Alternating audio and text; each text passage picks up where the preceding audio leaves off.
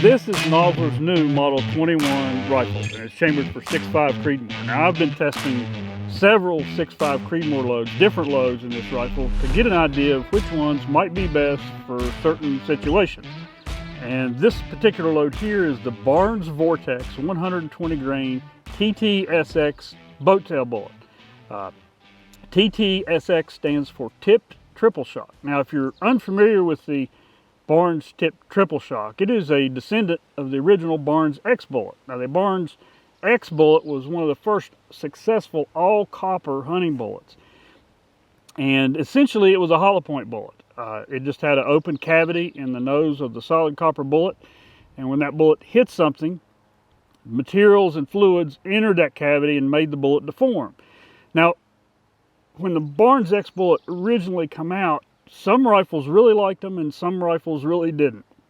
And to correct that, Barnes introduced what they called the triple shock bullet, which was essentially the same bullet. It just had some grooves around the shank of the bullet. Now, this tremendously helped the accuracy in the triple shock bullet. I've seen some guns shoot them just like match bullets, shoot them incredibly well. Well, this tipped triple shock from Barnes is essentially the same thing. They've just stuck a polymer tip into that hollow point cavity in the end of the bullet. Now, what this polymer tip does, it helps the BC a little bit. This particular bullet here has a BC of 412, a G1 BC of 412. But what the tip also does, it assists a little bit in deformation or expansion. But with the tip triple shock, that hollow point cavity doesn't need to fill with fluid or materials because it's already got something in it. And on impact, this tip is kind of driven back into the bullet and makes it flower open. Now, I've already tested this bullet for velocity. Out of the 22-inch barrel in this Nozzler, it averaged 2,776 feet per second.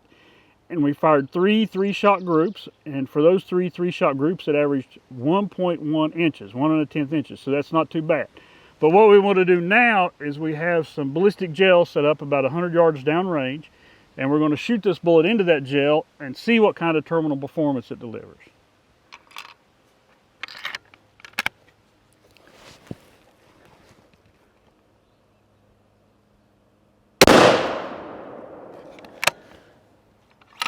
Well, the good news is I hit the gel, so let's go down and see what it did. Now, before we dig into the results of this Barnes tip triple shock bullet, there's two things I want to cover about testing bullets in clear ballistics or testing bullets on your own. As you'll notice, I'm using a catch block here. This block here is reserved for just the wound cavity or the path of destruction of the bullet, but this catch block you can use to catch multiple bullets. That way you don't have to buy so many blocks of gelatin to test with. When a bullet out of most centerfire rifle cartridges enters this test block, after it's gone about 16 inches, it only has somewhere between 800 and 1200 feet per second of velocity left. So you're not going to get any damage much radiating out from the wound track of the bullet. The other thing, a lot of people pull a lot of weight in what the recovered bullet weighs, and we're going to pull this bullet out and weigh it. However, once you reach your desired penetration, the recovered weight you're not going to reuse this bullet, so it really doesn't matter what it weighs. The more it weighs, the more weight it retains, the more it will penetrate. But if you're wanting 30 inches or 29 inches of penetration and you get it, it doesn't matter if it weighs 15 grains or 100 grains when it gets there. So what we've got here with this tip triple shock, this is a 120 grain bullet. We've got 31 and a quarter inches of penetration, and that's what you can expect with almost all Barnes type monometal bullets. They'll only dump about half of their energy in the first 6 to 8 inches of penetration, so they got a lot of remaining energy to help them drive deep. Let's pull this thing out, get a better look at it. So you can see here, it flowers open pretty nice, but there's this long shake behind it. And that, when you get a consistent deformation up front and flowering, this long shank kind of helps this bullet maintain a forward or a nose forward posture as it's penetrating. And it also helps with penetration. Weight-wise, started out at 120 grains. Weighs 119.2, 119 grains, lost about a grain of energy. That is probably that pretty little blue tip that's somewhere back here in the block, either all together or busted up in a bunch of different pieces.